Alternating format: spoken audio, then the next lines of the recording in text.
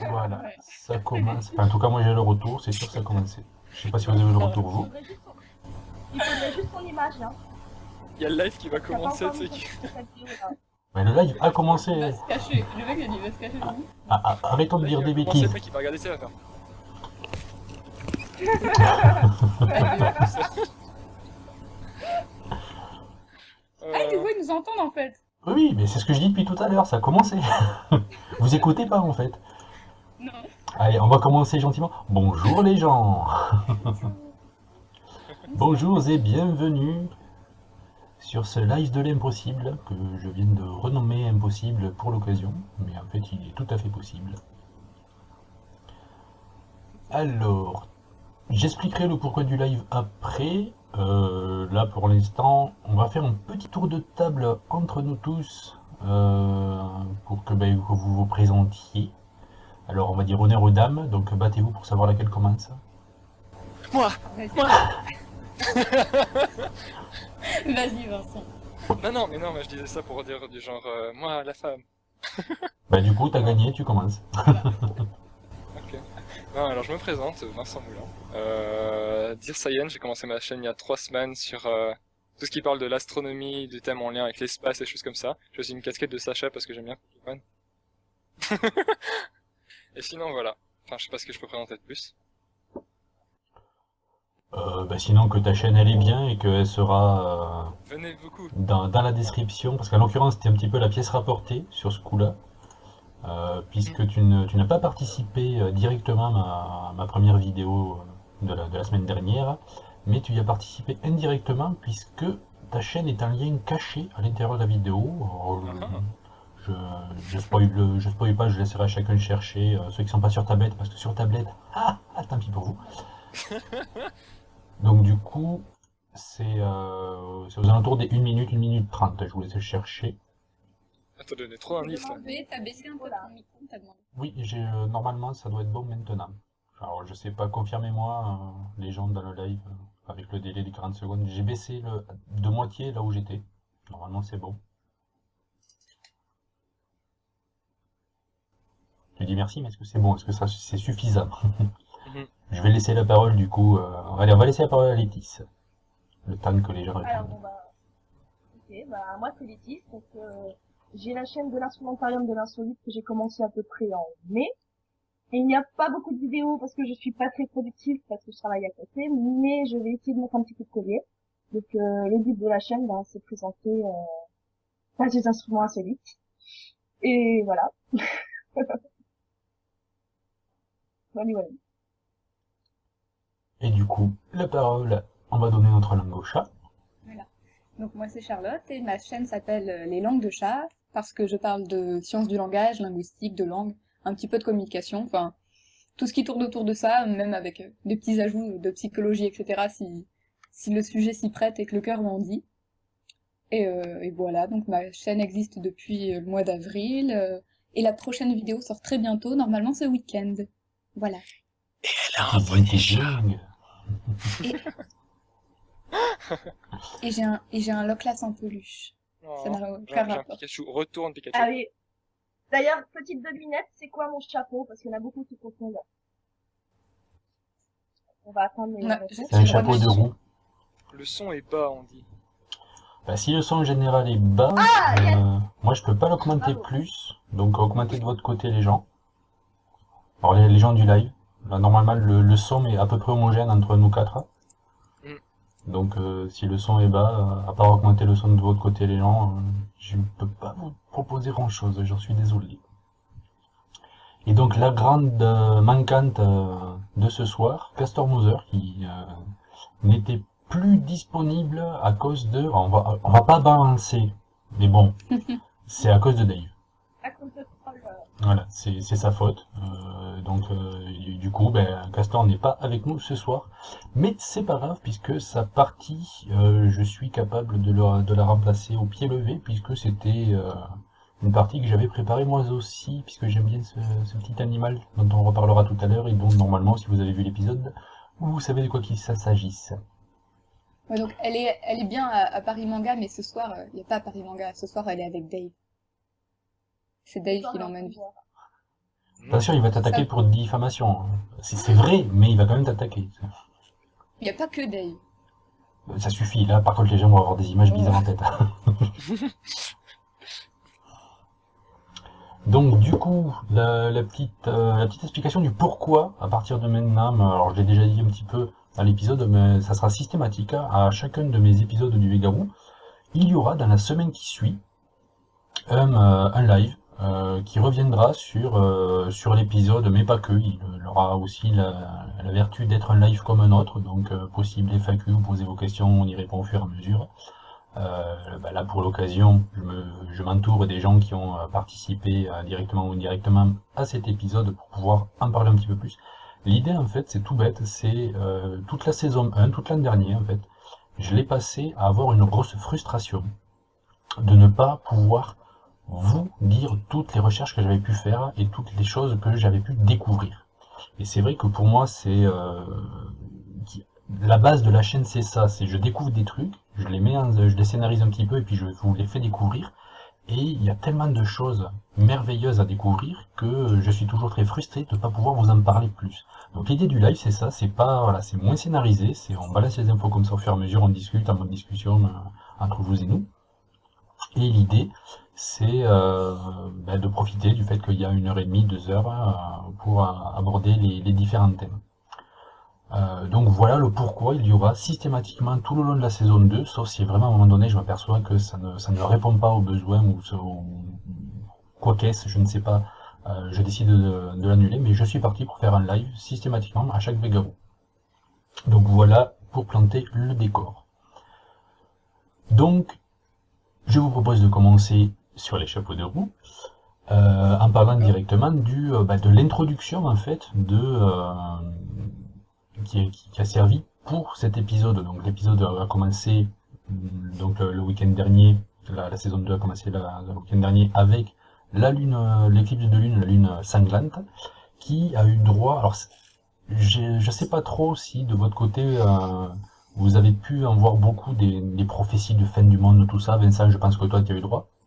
Ouais. Puisque tu cherches un petit peu là-dessus. Je sais pas, Charlotte et Laetitia, de votre côté, si vous avez eu l'occasion de tomber sur des prophéties de fin du monde.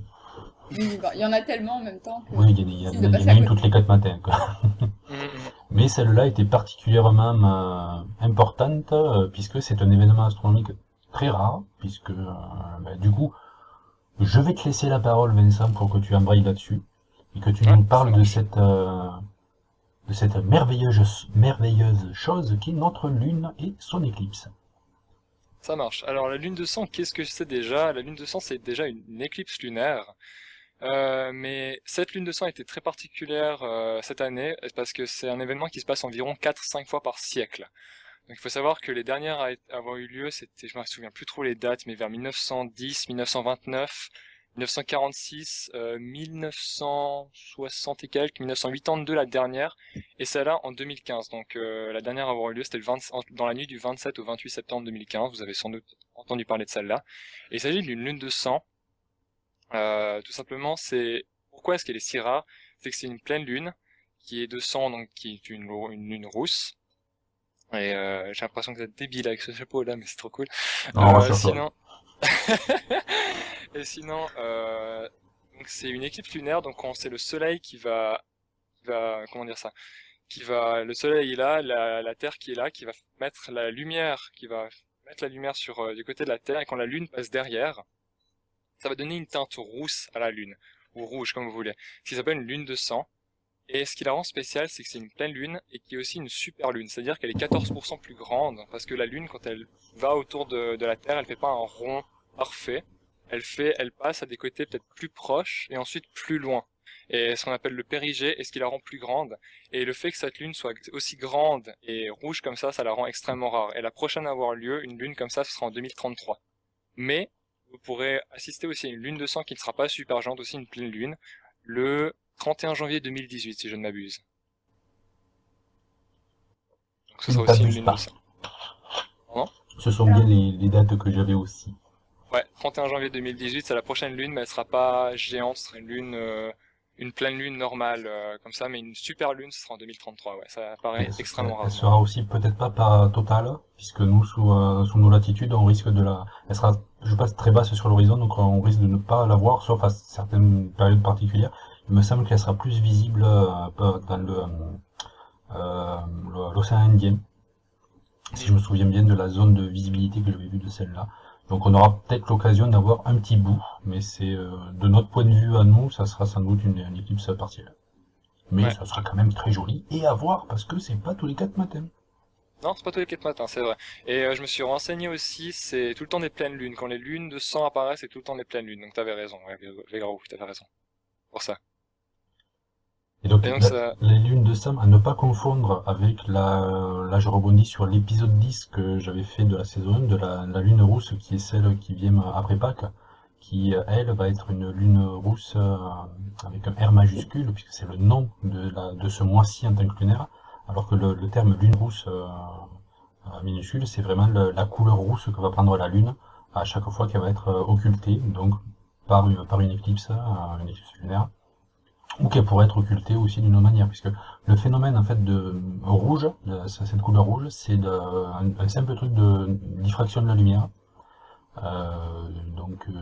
Chercher diffraction de la lumière. Le principe qui fait que quand vous plongez une paille dans l'eau, elle a l'air tordue. Ben, les couleurs fonctionnent un petit peu de la même façon, donc du coup, quand les couleurs vont être différemment réparties sur le cône de lumière. D'ailleurs, je crois que la vidéo qu'a fait la NASA, que tu as utilisée, il me semble que dans la version longue, ça c'est montré ça, si je dis pas de bêtises. Oui, il parle de la lune Harvest Moon. En anglais, c'est la lune après Pâques, quoi. La lune, comment est-ce qu'on pourrait traduire ça en français? Harvest Moon. La lune un peu... Des moissons, ouais, exactement, ouais. Ouais. Donc qui correspond ouais, à cette période de l'année où les jeunes plants vont sortir et peuvent se faire du coup moissonner par la lune, poétiquement parlant. En fait, c'est juste des trucs qui prennent la gelée et qui roussissent. Si vous voulez plus d'infos là-dessus, je vous invite à aller voir mon épisode 10, Lune rousse, dans lequel j'avais déjà bien abordé le truc et qui m'a permis en fait pour cette éclipse-là de me servir de tremplin et de réinviter, de repartir sur le jeu de mots avec les rousses, donc de réinviter Castor, et de proposer cette fois-ci aux deux autres rousses que je connaissais, Létis et Chat, de venir participer sur justement ma petite façon capillotractée de faire mes petits scénarios et de partir de la lune rousse à l'Asie. Puisque en Asie, en fait, moi j'ai fait le parallèle avec le fait que les pays d'Extrême-Orient vont avoir presque systématiquement sur leur drapeau, ou en tout cas dans une certaine représentation de leur identité nationale, un cercle rouge qui va plutôt avoir tendance à représenter le soleil levant, puisque le Japon, le cercle rouge sur fond blanc, c'est le soleil levant, mais ça reste un astre de couleur rouge. La Corée, je te laisserai en parler tout à l'heure, Chat, pourquoi ils ont ça aussi. Et la Chine impériale a aussi un drapeau qui initialement avait un dragon qui tenait dans sa bouche un cercle rouge qui, fonction des périodes, était soit le soleil, soit des fois aussi la lune, puisque le dragon peut avoir par moment être un animal de la lune entre guillemets. Avant de parler de ça, je termine sur les fameuses prophéties de fin du monde. Comme c'est quelque chose qui est rare mais qui est prévisible par les astrologues, même au Moyen-Âge ils arrivaient à le prévoir. Donc Astronome. Astronome. Astrologue, c'est pour Sagittaire, Gémeaux. Alors est-ce qu'on peut pas garder le terme, parce qu'à l'époque ils faisaient un petit peu les deux. D'accord, ouais, ok. S'ils avaient Du moment tendance. que tu remets dans son contexte. Oui, c'est dans le contexte au Moyen-Âge, dans le contexte où les mecs savaient, mais utilisaient leur savoir pour charlataniser un petit peu. Donc en prophétisant, le mec, il a calculé qu'il va y avoir un truc comme ça, il sait que ça va faire une lune rouge. Ben, pendant 15 jours avant, il vend le film à votre or, sinon je peux pas vous sauver de la fin du monde. Et quand ça arrive, le mec il va au début, on va te faire, voilà. Et quand la lune rouge elle arrive, t'as tout le monde qui débarque à la maison. C'est le principe du druide d'âme, pas du druide, un chanteur d'âme, comment il s'appelle, Astérix, le premier dessin animé Astérix. Je sais plus. J'ai oublié le nom. Afin que le coup du menhir, voilà. Que Panoramix s'est pris un coup de menhir, donc du coup il est un petit peu d'équerre, et qu'il y a je sais plus comment il est présenté, mais il vient se présenter comme un druide aussi, et il dit que voilà, il va lire dans les entrailles d'Idivix et tout le bordel. Ces personnages-là existaient. C'est pas des personnages qui étaient juste charlatans, c'est des personnages qui avaient une connaissance et l'utilisaient pour contrôler un petit peu les esprits faibles entre guillemets. Et qui du coup, au Moyen-Âge, quand tout le monde était très croyant sur tout et rien, ça avait tendance à facilement faire son petit effet. Une petite comète, une petite lune rouge, il y avait moyen de récupérer de l'or et des femmes facilement. Et sans combattre. Donc du coup, notre civilisation n'est pas épargnée, nous avons encore pas mal de prophéties qui se sont mises, surtout que, comme c'est quelque chose qui est lunaire, et énormément de calendriers, que ce soit, alors nous en Occident, les calendriers chrétiens, juifs ou musulmans, toutes les religions monothéistes sont basées quelque part sur aussi une connaissance de la Lune. Donc il y a forcément une coïncidence qui va se faire entre des événements lunaires et des événements religieux. En l'occurrence, je parlais dans l'épisode de je ne sais pas si je prononce bien, de la Shemitah juive, qui correspond en fait tous les 7 ans à, de ce que j'ai pu chercher, l'équivalent en fait d'un point de vue agriculture, d'une année où la terre allait être reposée. On laisse reposer la terre, c'est une période de jachère, où du coup, forcément, l'année suivante, comme il y a énormément de jachères qui vont être faites, il y aura moins de nourriture. Donc ça présage des années l'année suivante où il va y avoir principalement une petite disette de prévues, mais pour laisser la terre se reposer. La jachère a quand même un intérêt. Il y a le fait aussi que cette lune était là, on arrivait sur la fin d'une tétrade, donc il y a en tout 4 éclipses lunaires à moins de 2 ans. Ça aussi, ça fait belle lurette que ça a été prévu. Et les gens, alors je parle du christianisme, voyaient qu'on arrivait à la fin de cette période, donc le 28 septembre, avec le début de l'apocalypse, alors pas dans le terme qu'on peut garder de destruction totale, mais l'apocalypse, la levée, Apo, la levée, Calypso, le voile, la levée du voile, la révélation, normalement, du nouveau Messie. Donc, normalement, il s'est peut-être pas présenté, quoique, il revient dans 30 secondes, mais il aurait dû y avoir un Messie qui se serait présenté, au moins pour les chrétiens, le 28 septembre. Et je trouve qu'il est très amusant de regarder justement les similitudes qu'on peut voir dans la vie de tous les jours. Il se trouve que donc le 28 septembre, ce lundi, avait le 70e, si je ne dis pas de bêtises, anniversaire de l'ONU, et auquel a participé Vladimir Poutine, qui, si je dis pas de bêtises, n'y était pas venu depuis une bonne dizaine d'années. Donc déjà, le fait qu'il se déplace, il y a un petit peu posage de gonade sur le bureau du premier secrétaire de l'ONU, et qui a eu un discours assez dur vis-à-vis de l'Occident en général. Il y a certaines personnes qui ont dit que c'était le début de la Troisième Guerre mondiale, parce qu'ils venaient se mettre officiellement en Syrie pour aider Bachar al-Assad, et tout le truc. Je trouve amusant, plus que franchement effrayant, le fait que ça coïncide la possible Troisième Guerre mondiale qu'on nous vend depuis 20 ans chaque 10 minutes, coïncide avec cet événement-là. S'il faut, dans 15 jours, il y aura vraiment la Troisième Guerre mondiale, et puis vous pourrez dire, mais ce con, il nous avait prévenu, et en fait, il n'y croyait pas. Mais voilà. Mais non, je n'y crois pas. Les fins du monde comme ça existe un petit peu trop. Bon, Fin de si je peux- parenthèse sur la prophétie. Ouais, vas-y. Non, je disais si je pouvais rajouter des prévisions de fin du monde, je crois qu'il y en avait plus d'une centaine, un truc du style, depuis le début des écrits.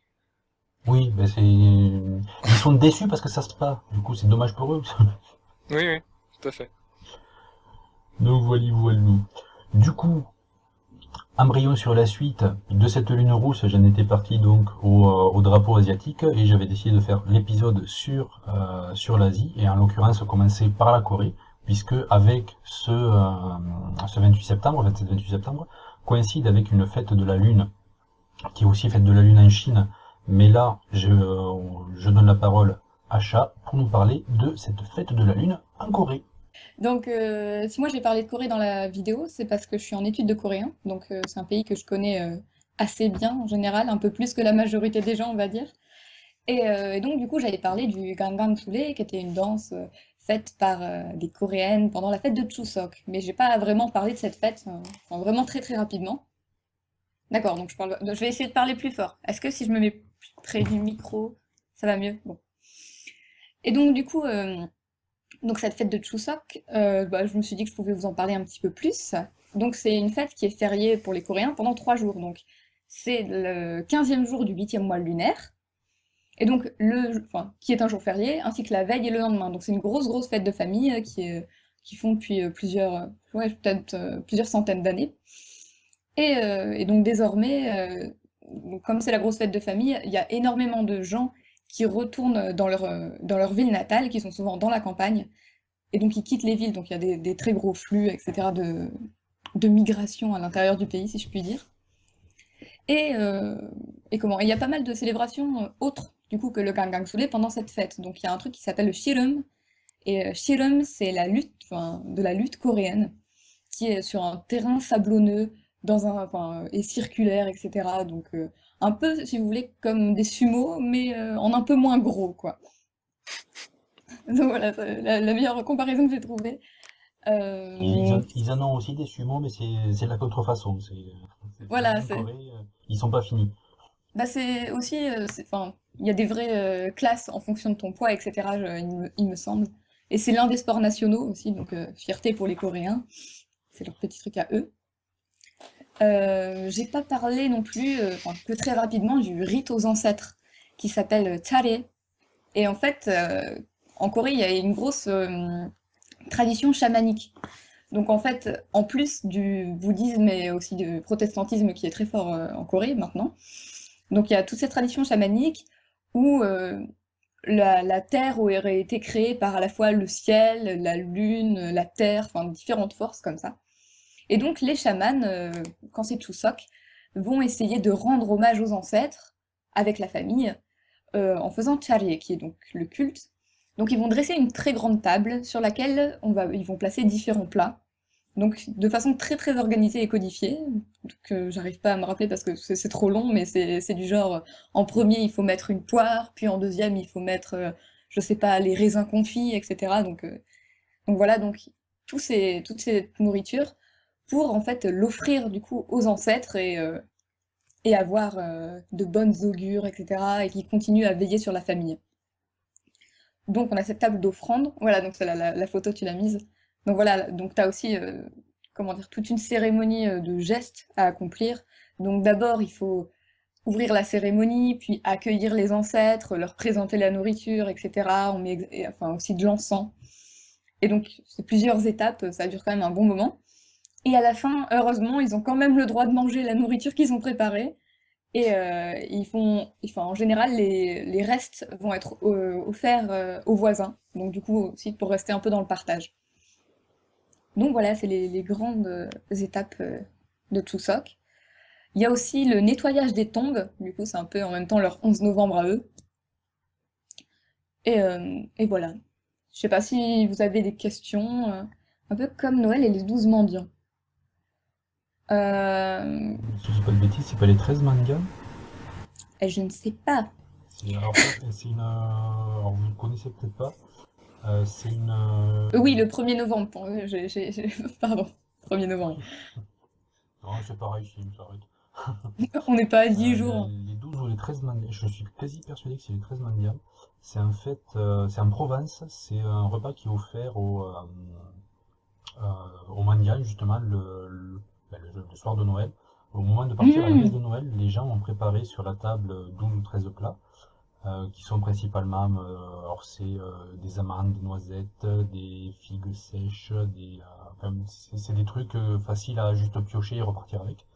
Et les gens, pendant qu'ils partent à la messe de Noël, ils laissent ouvert chez eux et les mandians, du coup, ont la possibilité de rentrer chez les gens. C'est ouvert, ils le savent, c'est prévu, pour venir prendre un petit peu de ce qui a été prévu pour eux et puis repartir sans avoir besoin de s'afficher et de faire la mendicité, justement. D'accord. C'est quelque chose qui est Je pense très provençal par contre. Ouais. Non, Et bah après, on retrouve aussi ce genre comment ça s'appelle, de tradition aussi chez les musulmans. Pendant la période du Ramadan, ceux ouais. qui ne peuvent pas, si je dis pas de bêtises, ceux qui ne peuvent pas faire le jeûne peuvent très bien faire quand même leur acte envers Dieu en donnant le repas que eux ils ont fait pendant la journée. Il faut qu'ils en donnent un équivalent à un mendiant. Donc c'est une façon aussi de, de s'occuper des plus démunis. Chose que la religion, parce que la religion ne fait pas que taper sur les gens. À la base, elle est aussi pour essayer de codifier des façons de s'occuper Oui, des oui. plus faibles. C'est qu'il y en a certains qui ont préféré faire la guerre avec, c'est plus sympa. Après, justement, le but c'est que tu peux un peu le lire comme tu veux. Problème aussi. C'est le problème. Le problème, c'est que ceux qui n'ont pas envie de le lire comme eux ils veulent ont tendance à trop écouter ceux qui ont envie d'une autre façon de faire. C'est ça qui est Mm, dommage. Le libre arbitre n'est pas assez présent, mm, c'est dommage. Parce que ouais. tu vois, la Et du religion, coup, moi j'ai rien contre. ouais. Je fais le fait. Du coup, pour revenir à ce que tu avais dit avec les ronds rouges qu'on retrouve dans les, comment dire, dans les cultures asiatiques, bah en Corée, la lune rouge, enfin c'est pas enfin, le signe rouge que tu retrouves sur le drapeau coréen, enfin sud-coréen, c'est pas comment? C'est pas un rapport avec le soleil en fait, c'est parce que c'est un peu une version coréenne si tu veux du yin et du yang. Donc t'as le bleu qui est quand même plutôt les forces positives et calmes, alors que le rouge c'est les forces négatives. Donc voilà, donc rien à voir avec le soleil normalement. Sachant que le yin et le yang chez eux, justement, alors la représentation, en tout cas qu'on a en Occident, le yin et le yang noir et blanc va être plutôt vertical, Ouais. alors que justement, alors je sais pas comment on le prononce par contre, tu as le nom du yin et yang coréen? Je crois que c'est Taegukgi. C'est pas Le impossible. Taegukgi, je crois que ça s'appelle. Et qui, lui, par contre, est sur une base horizontale, avec le rouge en bas, je crois, si je dis pas de bêtises. Ah, attends, on nous demande du coup, est-ce que c'est suivi par tout le monde en Corée? Genre, si certains ne le font pas, c'est mal vu. Euh, En fait, le truc, c'est que comme c'est vraiment une fête très ancrée dans la famille, bah ouais, enfin, c'est quand même, ouais, c'est mal vu par ta famille en fait. Alors que bon, bah si t'es seul, que tes parents sont décédés, bon, on va pas te reprocher de pas faire tout ça, ou après c'est peut-être éventuellement des amis qui vont t'inviter. Mais mais ouais, ça reste quand même là-dessus une fête très très importante et bah, il y a même beaucoup de Coréens qui habitent en France et qui retournent justement dans leur pays juste pour ça, quoi. J'ai une question pour ma part. C'est plus une fête qui se fait en famille, genre papa, maman, frère et sœur, ou bien c'est Ouais. vraiment grands-parents, etc. Grands-parents et tout. Mais en Corée, en fait, même les grands-parents, en général, vont vivre avec la famille. Enfin, dans les villes, c'est un peu différent parce que bah, il y a de plus en plus un mode de vie occidental. Mais normalement, la famille traditionnelle, les grands-parents restent là et les parents. Et en fait, parce que c'est la femme qui est censée aller vivre dans la famille de son mari. Et donc, du D'accord, ouais. coup, et comme enfin, j'en avais parlé un peu de la tradition confucéenne, donc tous les écrits de Confucius, faire attention aux ancêtres, aux personnes qui sont plus haut que toi dans la hiérarchie, bah, ça reste aussi du coup vachement dans la famille. Donc tu as une responsabilité envers tes parents, envers tes grands-parents. Et donc voilà, donc les plus jeunes restent à la maison jusqu'à ce qu'ils se marient en fait. Ok, merci. Et donc oui. Bon, les limites, ouais, c'est presque encore plus la personne est âgée, plus tu dois avoir de respect envers elle, quoi. Donc tu laisses pas tomber tes grands-parents. Et après, ils ont pas du tout comprendre ce qui s'était passé chez nous en 2003 avec la canicule. Ils ont dû nous considérer comme vraiment des moins que rien. On est comme des monstres. Euh, Moi, j'ai une petite question logistique. La première image que tu m'avais donnée, Oui, ah oui, j'ai pas parlé de ça. tu n'as pas parlé. Alors, je la mets et je te laisse en Ouais. parler. C'est parce que, enfin, j'avais mis ça comme ça. En gros, pendant le Chuseok, il y a un plat qui est un peu plus connu, que c'est du coup l'image qui s'affiche, qui s'appelle des songkyeon. Donc en fait, c'est des gâteaux de riz qui sont fourrés aux haricots rouges, au marron, je sais plus ce qu'ils mettent encore dedans. Attends, je vais le noter. Ouais, du sésame, du soja, etc. Et donc voilà, c'est plutôt sucré, etc. Et c'est joli en plus, donc ça tombe bien. C'est un peu leur bûche de Noël, si vous voulez. Donc voilà, c'était juste parce que l'image, elle était jolie. C'est vrai, c'est joli. Donc, du coup, Ouais. pour enchaîner sur ça, comment on pourrait enchaîner sur ça? J'ai pas de transition à proposer là-dessus. Essayons de lancer Létis là-dessus. Létis, des instruments coréens dont tu veux nous parler? Alors, Le carré, il a pas gagné. vraiment. Pardon? J'ai Non, pas non, entendu. je propose un nom d'instrument coréen, mais En fait, ça coupe énormément chez moi. C'est très très saccadé. J'ai du mal à vous entendre. J'ai d'accord. j'ai une collection de merde. Hein. Donc bon, non, mais par contre, celui-là, je peux un peu plus parler de ce Uzi. Donc, hein. Alors, par rapport à l'épisode, pourquoi on avait parlé de Uzi, je pense que tout le monde avait compris. Hein, le Tanuki, il boit dans une gourde de saké. Et donc voilà, donc il y a vraiment trois fils de bambou. Et ce qui est assez intéressant avec cet instrument, c'est quand il démonte. Je sais pas si vous avez déjà vu. Donc c'est vraiment, je vais essayer de le montrer en grand. Alors, je suis désolée, je vais mettre le Skype un peu plus. Voilà. Alors attends, je vais augmenter Ouais. pour que tu puisses. Hop, voilà, comme ça les Non, gens c'est vont bon. avoir une meilleure image. Et en fait, c'est une petite hanche en laiton qui une petite hanche il était comme ça. Et on pourrait même limite s'en servir en fait. Quand il veut bien. Bon là, il décolle. Il décolle. En fait, à force de l'utiliser comme ça, Les il aléas commence à du décoller. direct. J'allais dire. Voilà, je peux le faire avec un petit, parce que les petits aussi ils fonctionnent de la même manière. Donc voilà, donc tout de suite ça fait un son. Et comme je l'ai montré dans la vidéo, tout de suite il peut faire un son plus de clarinette quand on l'utilise tout seul. Et le système des bourdons aussi. Attendez, je suis en train de le remonter parce que c'est quand même fragile, ce machin. Hop, hop, hop, hop. C'est un peu long, je suis désolée. Tac, tac. Que je casse pas, ça c'est cool. Attendez. Enfin bon, j'arrive pas à le remonter, c'est pas grave, tout ira bien. Bon, bah, Les aléas du direct. je sais même plus, du coup, je sais même plus ce que je vais dire. Ah oui. Pourquoi ça fait un son un peu de cornemuse? Je pense que tout le monde connaît plus ou moins la cornemuse. Parce que, comme vous voyez, il y a les deux petits bourdons sur le côté. Donc, les deux petits bourdons là qui sont fermés. Et il suffit de les ouvrir comme ça. Et tout de suite, bah, forcément, le son se met à sortir des deux autres tuyaux. Alors, ce qui est quand même assez sympa avec cet instrument, c'est que déjà, c'est un instrument super facile à utiliser. Dans la vidéo, j'en ai joué, mais franchement, il suffit de souffler dedans. Et c'est bon, le son il souffle. C'est pas comme une flûte, une clarinette ou un saxophone. Il faut vraiment savoir comment on souffle dedans. Ça, on a juste à souffler sur le petit embout. Le son il sort direct. Et c'est un instrument qui n'est pas cher. Allez va, entre 100 et 150 euros, vous en avez un de super bonne qualité. Qualité chinoise, je sais pas trop. Mais voilà, on peut se faire vraiment plaisir pour pas cher avec cet instrument-là. Et généralement, ils sont bien accordés aussi. Alors, je sais pas s'il y a des questions supplémentaires là-dessus.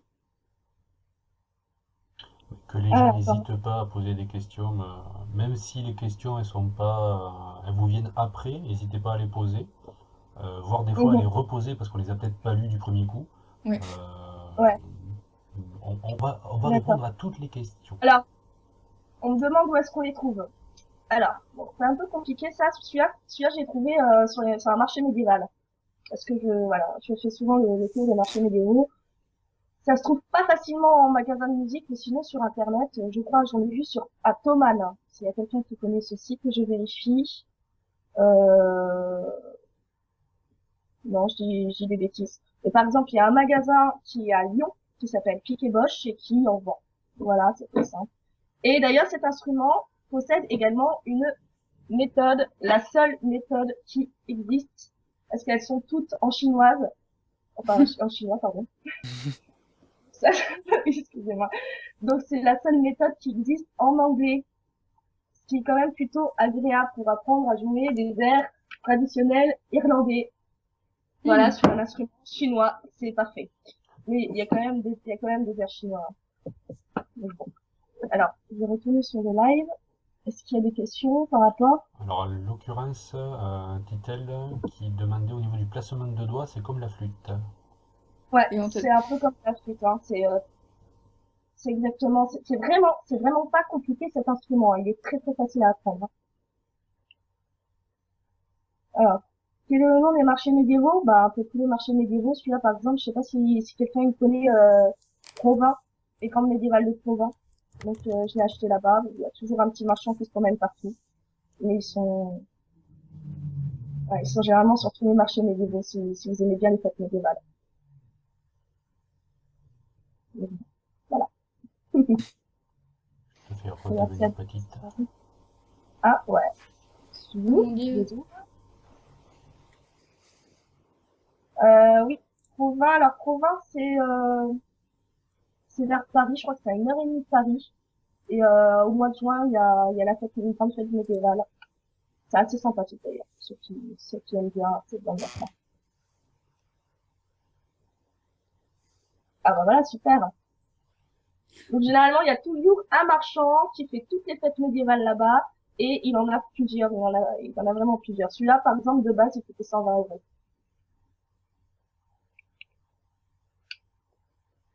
Ce qui, mine de rien, pour certaines personnes, ça peut paraître cher, mais c'est vrai que pour un instrument de musique, pour ceux qui ne connaîtraient pas les prix des instruments de Mm. musique, c'est vraiment pas cher. Oui. Et surtout pour un instrument de musique aussi exotique et particulier.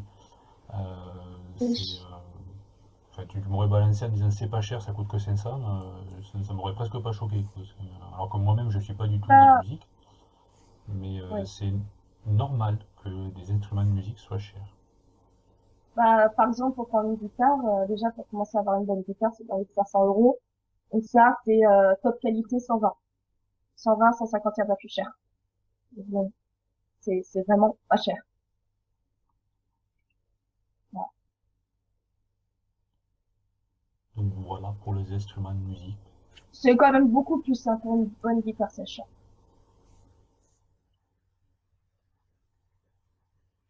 150, 200, c'est le bas de gamme, hein.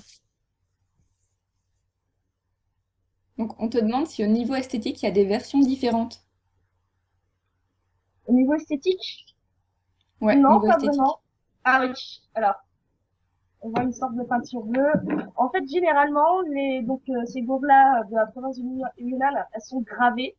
Donc, on remarque bien, j'essaye d'éviter de bouger pour qu'on puisse le voir.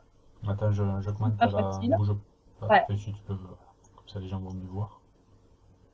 Tac, tac, tac, tac. J'essaie de bien le centrer ici, par rapport à ma caméra. Avec le décalage, c'est très difficile. Mm. Voilà. Mais écoute, Voilà, là, c'est mieux. moi je l'ai en pseudo direct, c'est bon. Ouais, non, ça Voilà, va. super. Voilà. Donc oui, généralement, ces calebasses, elles sont gravées avec vraiment des icônes un peu asiatiques. Il existe des calebasses qui sont pas du tout gravées, j'en ai déjà vu. Après, ça change pas au niveau du son, mais par contre, il y a un accordage. Alors, je sais pas s'il y en a qui se connaissent en musique, mais par exemple, celle-là, elle est en fa, et il peut y en avoir en ré, en sol, en do, hein. C'est un peu comme les flûtes. Les flûtes, il y a plusieurs accordages, et ça marche de la même manière. Non, ça ne doit pas du saké. Vous n'avez rien vu, regardez cet Co- objet. Comme c'est censé être dans une gourde, j'en profite pour le placer à ce moment-là, que j'ai du saké à la maison. Donc, que ça peut Tu veux être enchaîner juste sur dans le la- tanuki, c'est ça? Ça pourrait franchement, puisque la gourde nous le permet totalement. Donc, santé saké. Donc, on va Dommage, je peux pas enchaîner mettre sur... de saké dedans. Dans lui, non. Moi, j'aurais pu dans ma gourde, mais sauf qu'il y a encore au fond des graines. Donc, je suis pas sûr que ça aurait donné un très bon goût. Donc, je l'ai pas fait. Mm. J'ai fait semblant de boire à l'intérieur. Donc, justement, parlons du tanuki par rapport à ça, qui est un petit animal qui aime beaucoup le saké. Donc, le saké, pour ceux qui ne le connaîtraient pas, c'est de l'alcool de riz. Qu'on trouve assez difficilement en France. Là, en l'occurrence, j'ai trouvé, bon, les gens connaissent peut-être les magasins Paris Store. Donc, bah, il y en a un à Toulouse, donc j'ai pu le trouver là-bas. À pas cher en plus, je crois que la bouteille était, si je ne dis pas de bêtises, à 5 €. Donc c'est pas cher. Et puis j'ai découvert ça et je trouve ça très très bon. Je pense que parmi les gens qui connaissent, professeur Sim, que je vois que tu es dans le chat, Toi, je sais que tu t'en as bu directement sur place, si je dis pas de bêtises, donc tu dois pouvoir le vanter. Et, euh, et donc, dans la culture au moins japonaise, le saké est vraiment très important. Et le tanuki, qui est donc, comme disait Castor dans l'épisode Yokai, donc un esprit de la forêt, et alors, au début, c'est un esprit malfaisant. Quand il a été introduit, puisque comme beaucoup de folklore, il n'est pas originaire vraiment du Japon, il est originaire de Chine. Il a été introduit au Japon comme étant un esprit malfaisant, un mauvais génie, qui justement se moquait des hommes à travers son pouvoir de métamorphose.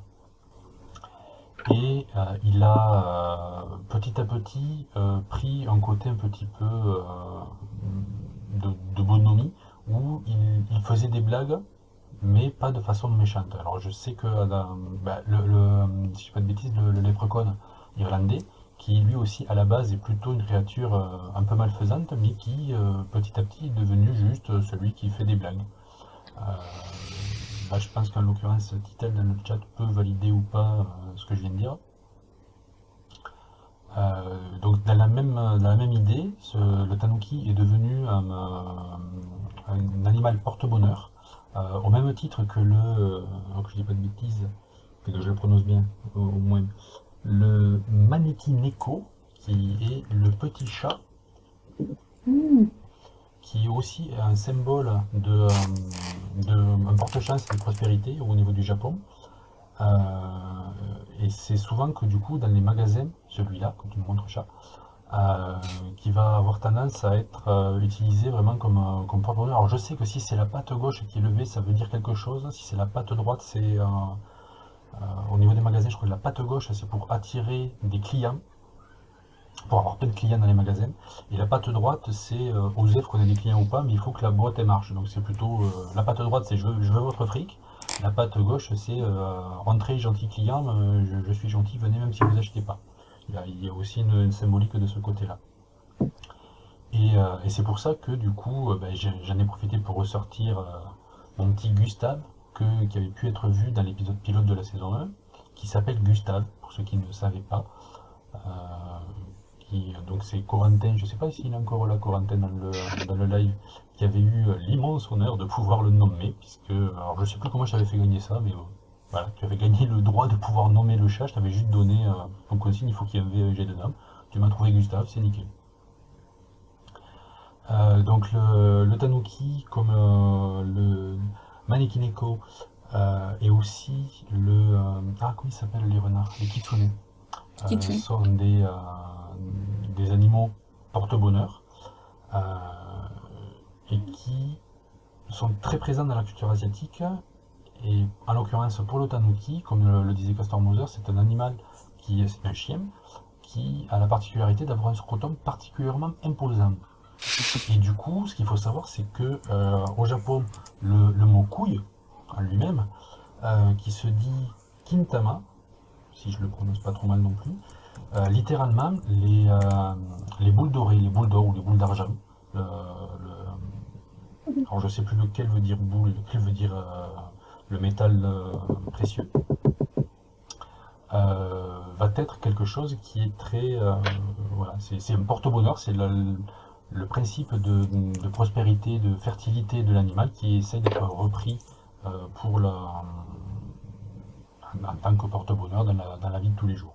Donc on trouve beaucoup de statuettes, surtout à partir de la période Edo, puisque c'est à ce moment-là qu'il est devenu pas forcément bienfaisant, mais en tout cas juste un petit peu taquin, et est réputé pour être particulièrement prolifique au niveau de tout ce qu'il peut faire.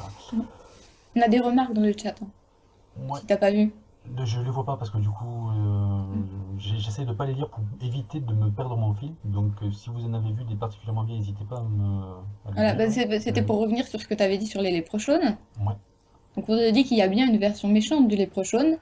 On trouve le Red Cap qui trempait son bonnet dans le sang de ses victimes pour le garder bien rouge.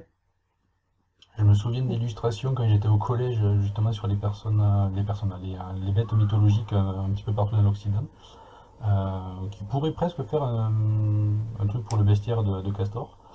Je me souviens de ce personnage-là, J'aimais bien tout ce qui était petits fantômes, petits loups-garous et autres bestioles du folklore médiéval par chez nous. Ouais. Et Titaï qui nous dit aussi qu'il existe d'autres esprits néfastes dans le folklore irlandais, mais les léprechaus n'en font pas vraiment partie, à part si on veut toucher à leur peau d'or, quoi, à leur pièce. Et Voilà. bon bouquet sur les léprechauns, le grand livre des fées. Oui, parce que c'est vrai, ce que je n'ai pas dit, c'est que ce live est enregistré, ça ira donc sur YouTube pour ceux qui n'ont pas eu l'occasion de venir l'écouter. Et c'est vrai que du coup, tout ce qui passe dans le chat n'apparaîtra pas. Donc, si là, je réinsiste, s'il y a une question que vous voulez vraiment poser qu'on n'a pas vue pour une raison diverse ou variée, n'hésitez pas à la reposer, c'est juste qu'elle est passée. Et nous, Ouais. avant de répondre aux questions, on les relit pour être capable de que les mecs sur YouTube qui passent derrière vous sachent de quoi que ça parle. Donc voilou sur le tanuki. Ce qu'il faut savoir, c'est que c'est donc un animal qui n'est normalement présent que en Asie, mais qui, si je dis pas de bêtises, au moins pendant l'entre-deux-guerres, a été introduit au début en Russie pour son pelage, pour faire de la fourrure. Puisque le mot viverem lui-même fait référence, il existe aussi des chats viverem. Viveret, ça veut dire en forme du furet, les viviridés. Et donc du coup, comme c'est un animal qui est assez gros comparé à un furet, c'est à la taille de renard, c'était assez intéressant d'un point de vue culture de la fourrure, d'avoir ces animaux en cage pour avoir une grande quantité de fourrure. Donc du coup, en Europe de l'Est, il y en a eu beaucoup qui ont été récupérés pour ça, ça a été introduit à ce moment-là. Il y en a qui se sont échappés, et on en trouve même en France. Alors il y en a, c'est assez peu, donc c'est très certainement soit des animaux qui se sont échappés d'élevage d'Europe de l'Est, qui se sont retrouvés surtout en Alsace et autour. J'avais, alors je vais essayer de vous pas trop dire de bêtises. Il y en a dans les Pyrénées-Orientales, des preuves des animaux qui ont été attrapés. Donc c'est bon, principalement Alsace et tout le côté Grand Est, Nord-Est de la France, mais on trouve un petit peu partout en France la présence justement de ce chien vivrem à l'état sauvage. Soit des animaux qui ont été capturés par des piégeurs, soit les équarrisseurs qui ont récupéré suite à un animal qui a été fauché par une voiture. Il a tendance à ressembler au blaireau ou d'autres castors qu'on peut avoir par chez nous. Et les gens ne voient pas forcément et ils vont raconter j'ai renversé un blaireau, pauvre bête. Et en fait non, c'était un chien viverem. Mais il y en a quand même très très peu. Il est considéré comme un animal nuisible par chez nous, au même titre que le ragondin. Je sais pas pourquoi, par contre. Voilà, je balance les infos de façon un petit peu aléatoire des fois. Donc voilà, est-ce qu'il y a d'autres choses qui ont été dites dans le live, dans le chat? Non, pas trop. Non, pas dans le chat. Oui, le chat, évidemment. Ah, pas un chat. Chat Voilà, sauvage. il nous fallait le quota de LOLCAT, je l'ai emmené, je suis désolée. C'est lui qui fait le plus, hein. C'est mal de faire dire partie que du c'est sa live. faute alors que t'allais le chercher. Pour qu'on fasse plus de vues sur YouTube. Mhm. Voilà, il fallait un chat, Il savait, donc il est venu. Il a entendu qu'on allait pouvoir parler de lui. Regardez-moi un monde. Toxoplasma gondii. Et du coup, sur le tanuki, je vais après de nouveau redonner peut-être la parole à Chat. Sur le fait que c'est donc un animal qui peut se métamorphoser, donc par rapport aux feuilles, tout ça, comme je disais dans l'épisode 10, nous on le connaît en Occident par rapport à Mario, quand il récupère la feuille rousse, qui fera ce truc-là et qui peut voler et se transformer dans Mario Bros 3, il peut se transformer en statue pour être immortel pendant quelques instants, ou pour assommer des ennemis. C'est la représentation justement de la statue du tanuki, que j'ai pas de photo à vous montrer pour l'instant. Mais qui permet à Mario donc du coup d'avoir pendant quelques secondes une sorte d'immortalité en se cachant, se transformant, comme certains tanuki. Et par rapport à ça, une petite histoire, anecdote justement, qui est très très courante au Japon, c'est le fait qu'un tanuki qui allait se faire voir par un vieux fermier s'est métamorphosé en théière pour échapper à sa vue. Et qui, du coup, le vieillard a vu la théière, s'est dit, ah, je dois être une théière toute neuve. Il la récupère et quand il va essayer il met de l'eau dedans, il la met sous le feu.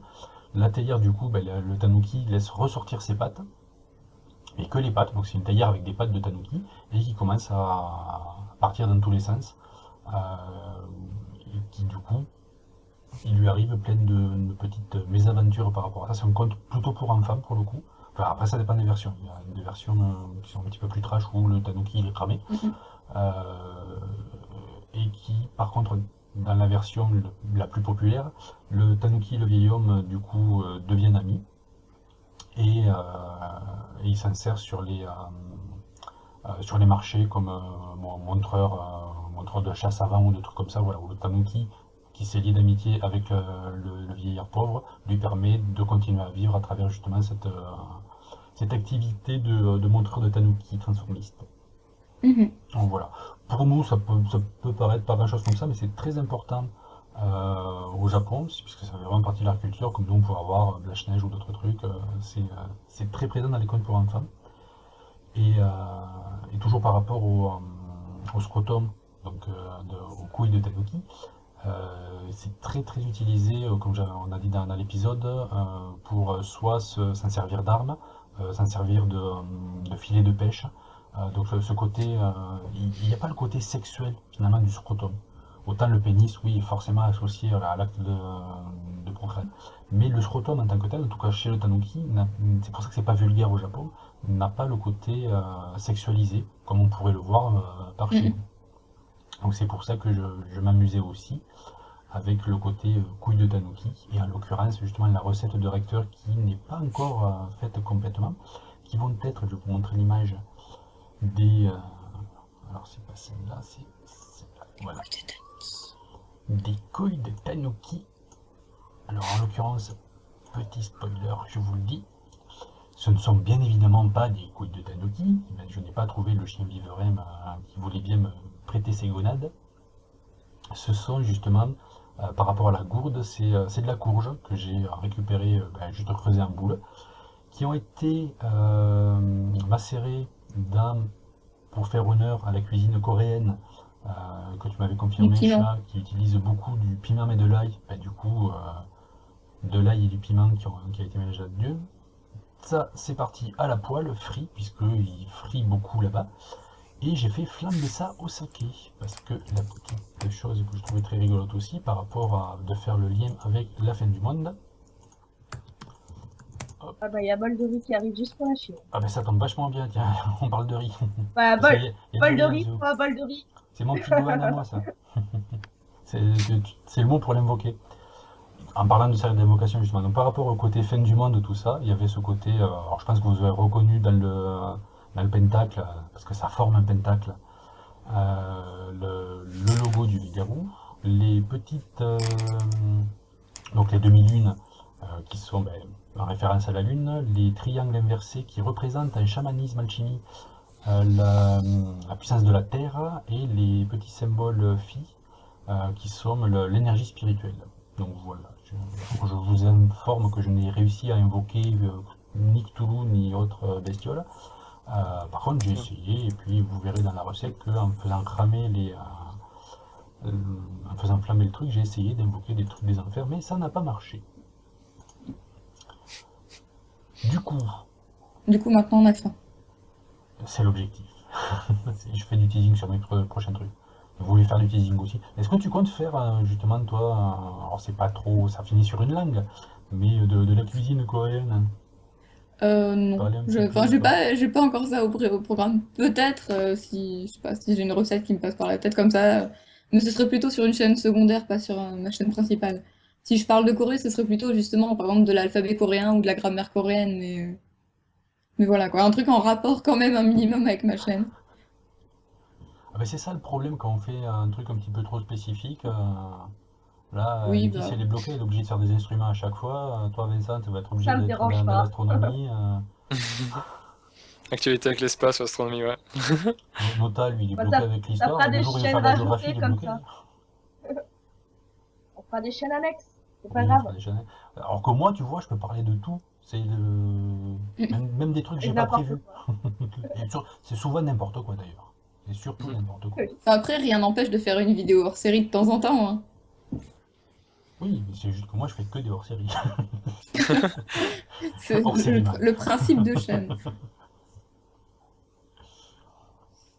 Ah, sinon, j'avais repris quand même des notes un peu sur Isunshin, dont on avait parlé justement avec toutes les histoires Vas-y, justement, par d'apparence, rapport à parce qu'on la ruse du Tanuki. Vas-y, prends la parole. voilà, parce qu'on en avait parlé, enfin, tu en avais parlé rapidement, parce qu'il y avait cette histoire de danse là, le Gangang Sule, et lui, il avait utilisé ça selon la légende, parce que bon, il n'y a pas énormément de sources, donc c'est plus récit national qu'autre chose. Donc il aurait utilisé ça contre une guerre contre les Japonais pour faire croire qu'il y avait plus de soldats coréens et du coup leur faire un peu peur. Sauf que c'est pas vraiment pour ça qu'il est connu, Isunshin.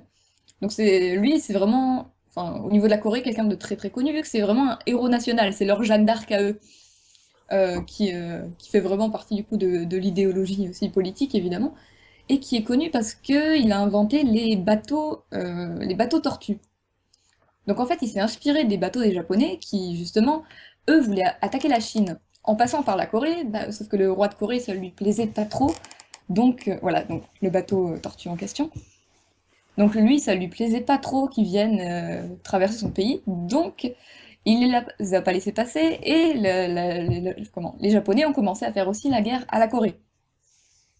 Donc ils ont assez vite envahi le pays parce que eux étaient enfin, très bien entraînés et préparés, alors que les Coréens pas du tout. Et tout ce qui restait à la Corée à ce moment-là, c'était leur flotte, qui était l'une des meilleures de l'époque, la mieux entraînée avec le meilleur matériel. Et c'est là que du coup Isunshin apparaît et gagne plusieurs batailles. Et il met au point ces bateaux qui sont cuirassés au-dessus. Enfin, et donc du coup, c'était pas très pratique de les attaquer par là. Pour être plus manœuvrable, il a également placé des rames en dessous et un grand mât avec une voile repliable très rapidement. Donc comme ça, ils avaient à la fois la vitesse, avec les grandes voiles, être un bateau très manœuvrable grâce aux rames, et en même temps une grande artillerie à l'intérieur. Donc apparemment, ils pouvaient à chaque fois donner des canons, il y a des espèces de... Enfin, j'ai envie de dire de lance-flammes, mais c'était pas vraiment ça, mais c'était dans l'idée, quoi. Ils pouvaient lancer du feu par les côtés. Et apparemment, par la bouche, bon ça, j'ai pas eu de vérification, mais j'ai vu ça, que par la bouche, ils pourraient enfin, apparemment utiliser certains gaz plutôt toxiques. Donc voilà, donc c'était des grosses machines de guerre, et ils n'avaient pas besoin d'en avoir énormément pour prendre le pas sur leur adversaire. Et en fait, c'est comme ça qu'ils ont gagné pas mal de batailles, et qu'ils ont finalement réussi à gagner la guerre pour pas se faire envahir par les Japonais. Enfin, à ce moment-là, parce que bon, quelques siècles plus tard, évidemment, ils sont revenus.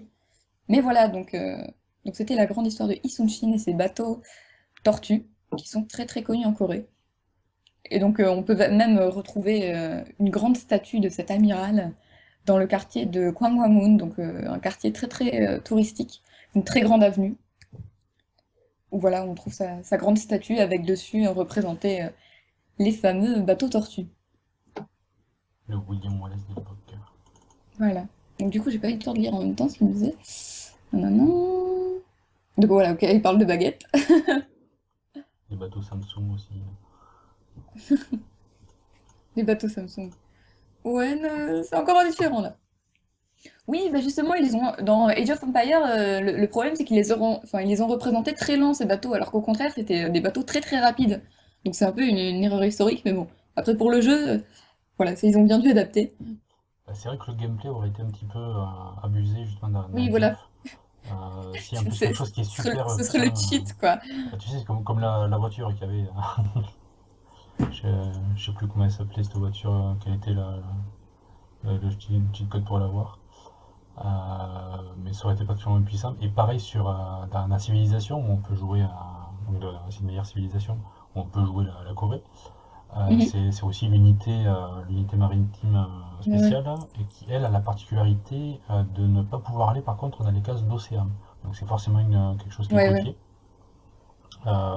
mais qui fait que c'est quand même assez Pour le gameplay, c'est pas déconnant. Et puis de toute façon, c'est vrai qu'on imagine assez mal des gros cuirassés comme ça, surtout à l'époque, faire autre chose que du cabotage, si je dis pas de bêtises sur le terme. Hmm. Bon. Donc voilà, sur les bateaux tortues, qui sont quelque chose de particulièrement intéressant aussi. Qu'est-ce que disent les gens sinon? Moi, ça parle de cheat code sur Age of. Donc ça n'a rien à voir. Sinon, un petit bololo. Ah bah tiens, Moldery qui balance un bololo justement au moment où je le dis.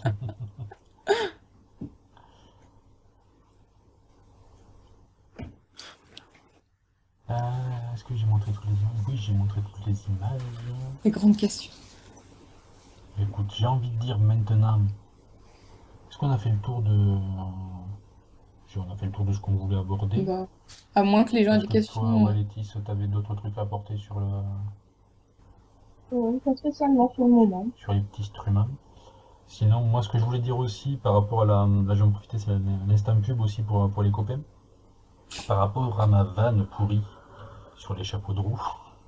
Attends, V, avant, on te demande si tu as complètement improvisé pour faire ton pentacle. Alors, ce pentacle, il n'est pas totalement improvisé. Bon, évidemment, je m'inspire d'autres cercles d'invocation que tu peux trouver, Full Metal Alchemist ou d'autres trucs comme ça. Et j'ai une chance phénoménale d'avoir dans mon entourage très proche quelqu'un qui fait des images très belles. À qui j'ai demandé est-ce que tu t'arriverais à faire un cercle d'invocation avec, ça serait bien que dedans il y ait mon logo d'une manière ou d'une autre, que ça forme un pentacle visuellement, qu'il y ait la notion de... alors peut-être que certains n'avaient pas fait le rapprochement parce qu'ils ne connaissent pas forcément le jeu de cartes Magic. Moi je suis un gros joueur noir-vert, pour tout ce qui est côté justement le vert à la nature et puis la puissance du noir, mais qui n'est pas forcément Des marées. négative. Les marées, ouais. Et j'adore tout ce qui est, là justement dans les dernières extensions, tout ce qui est les Golgari, d'une manière générale. Je trouve ça très intéressant justement dans le sens où la mort fait partie de la vie, cette notion de cycle, tout ça. D'ailleurs, j'avais placé une image subliminale entre guillemets dans l'épisode 9, quand je parlais du compostage, une image justement, le logo Golgari, que je trouve très intéressant. Et puis vous savez que j'aime bien aussi tout ce qui est zombies. À ce propos, petite info, dimanche sur Toulouse, il y a la Zombie Day. Donc, sur le principe des Zombie Walk. S'il y a des gens qui sont pas loin de Toulouse, vous pourrez m'y voir en zombie fermier. Je crois qu'il y a la Zombie Walk demain à Paris aussi. Ouais, aussi. En même Bon, il y a temps, Paris Manga aussi demain à Paris. Il y a beaucoup de choses à Paris. Il y a On n'a pas bien, besoin d'aller à Paris. il y a des gens bien à Paris. Mais à Euh, Toulouse, pas il le y a des choix. gens bien aussi. En Suisse aussi. Ah. Vous avez quoi comme événement demain en Suisse? Euh, bonne question. Non, Bon, il y a... mais je vais terminer sur le pentacle alors. Oui, puis termine, J'ai termine. une question pour Létis en même temps, entre deux. Ah bon? Vas-y. Alors Alors. Laetice, tu as parlé dans la vidéo de plein d'autres instruments basés sur les cucurbitacées. En as-tu un Sur les préféré? calebasses, quoi.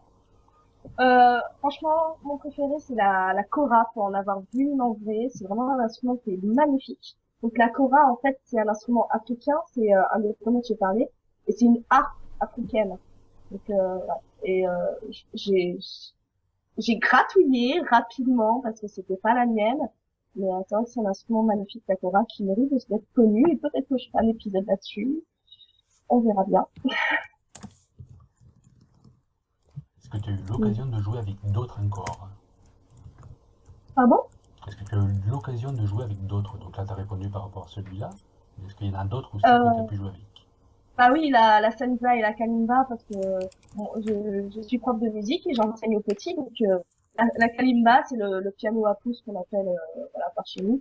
Et c'est un instrument qui est pas cher et on donne à l'enfant, c'est bon, ça s'amuse. J'ai des kalimbas dans mes salles de cours.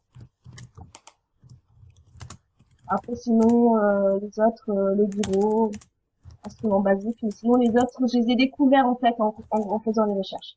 Il y a encore plein d'instruments que je connais pas. Ça viendra.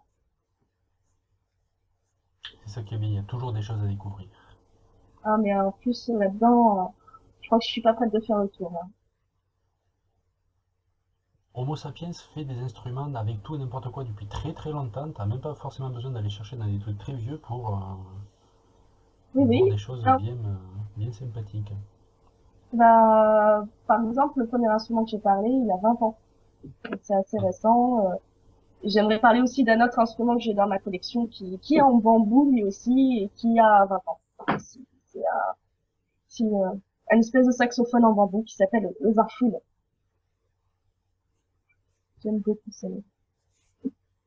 Là, j'arrive plus à suivre le chat là. C'est des fils faux. Là, il y en a qui te demandent si de nous tous, on a tous vu la lune rouge. Donc, le spécialiste ne l'a pas vu Ouais. parce qu'il était trop haut dans les nuages. En Suisse, il faisait mauvais. Ouais. Moi, Surtout par qu'en chez plus, moi, il avait tout un équipement, quoi. ah oui, il était équipé. Allez Ah oui, voir son oui, vlog par j'avais. rapport à ça. Le mec, il est parti pour ça, quoi. Moi, je veux dire, Ah T'en as, j'arrive ils non, de non, faire sont... la pelle de cuisine, quoi. je T'en suis as qui se parti sont pour contentés de ça se avec. pencher. Il Pardon? y en a qui se sont contentés de se pencher et de regarder à la fenêtre, quoi. Ouais, c'est ça, moi je suis parti pour ça, je suis monté à 1000 mètres d'altitude, camping et tout avec mon meilleur ami, puis on a rien vu. Et vous avez passé une bonne soirée. Ouais, c'était cool. C'était Broadback Mountain, mais ça, vous l'avez pas filmé, ça. Ah, ça non, Ah, non. ça, non. Ah, non. Ce sera dans les bonus. Dès Ce qui qu'il se passe dépasse à les 1000 1000 mètres abonnés. d'altitude reste à 1000 mètres Les... d'altitude. les- Exactement, ce qui reste en Suisse reste en Suisse. Non, ce qui s'est passé en Suisse reste en Suisse, ouais.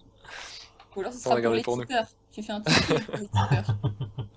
Ça va attirer pas mal de gens, ça. Pas forcément le même public que tu vises, mais... Exactement, venez, c'est Brokeback Mountain. Ah, tu veux la voir, la lune? Tu vas la voir. Donc du coup après, ben, moi en l'occurrence, alors je l'ai vu parce que c'était très bien dégagé par chez moi du côté de Toulouse. Par contre j'étais dégoûté parce que ben, l'objectif que j'ai sur l'appareil, même si et j'ai acheté un nouvel appareil, donc ça c'est l'info aussi saison 2, je tourne maintenant avec un appareil dont je suis le possesseur, c'est mon appareil à moi, et le micro aussi, donc j'espère que vous aurez noté l'amélioration visuelle et sonore sur l'épisode de la saison 2, encore que pas trop, parce que je l'ai pas trop retravaillé. Mais j'ai un tout petit objectif, donc du coup, les seules photos que ben, je les ai mises sur Facebook, elles sont pas terribles, la lune est toute petite. Donc pour la prochaine de 2033, j'aurai un vrai téléobjectif. On Un verra appareil bien, adapté. on verra tout très bien. Je commence à économiser à partir de maintenant. Donc la prochaine lune sanglante, je serai au taquet. De toute façon, même si tu fais une photo incroyable, il y aura forcément quelqu'un qui en aura fait une bien mieux. Oui, mais tant pis, il y aura toujours quelqu'un. En général, tout ce que tu peux faire au monde, il y a Ouais. forcément, au moins, à minima, un Asiatique de 8 ans qui le fait mieux que toi. Donc là, c'est pareil aussi pour la photo. Donc de ce côté-là, je sais que c'est mort, mais ça m'empêchera pas d'essayer. Puis d'ici 2033, on aura peut-être buté tous les Asiatiques de 8 ans. Mm. Ceux de au-dessus, à la limite, on les laisse, mais bon. Donc voilà pour moi, pour ce qui est de la lune russe, hein, les filles. Votre lune russe. Hein. Alors, Enfin, on a votre les- lune rousse, l'éclipse de la semaine dernière. Oui. Au sens propre du terme, Ono hein. était en train d'écrire dans le chat en même temps, donc je Ah disais oui. que moi je suis sortie, du coup, la prendre en photo et tout, aussi. Donc la plupart des photos sont soit floues. Qu'est-ce que... J'ai pas compris, tu fais un... Ah non, c'est parce que je suis en décalé, pardon. Euh, donc ouais, dehors avec l'appareil photo, etc., avec la plupart des photos qui sont floues, mais une ou deux de correctes. Donc j'étais quand même contente. Puis je me suis couchée à 5h30 du matin. C'était fatigant. Voilà. Mais j'étais contente parce que bah, c'est pas un truc qui, comme on a dit, qui arrive tous les jours. Dire je l'ai vu, j'étais là. C'est Cyrus, si je dis pas de bêtises, qui a démotivé tout l'internet. Puisque lui, il a été très déçu de sa lune. Il aurait préféré rester dans son lit finalement. Ouais, Mais toi, Alors, Laetitia, Pardon? as-tu vu la lune? Malheureusement, je me suis réveillée trop tard. Parce que je suis une grosse dormeuse. Donc, j'ai pas réussi à la voir. Donc, pas moi. Désolée. C'est pas grave, tu auras la prochaine. Tu as Ouais, essayé. j'ai essayé de tenir jusqu'à là.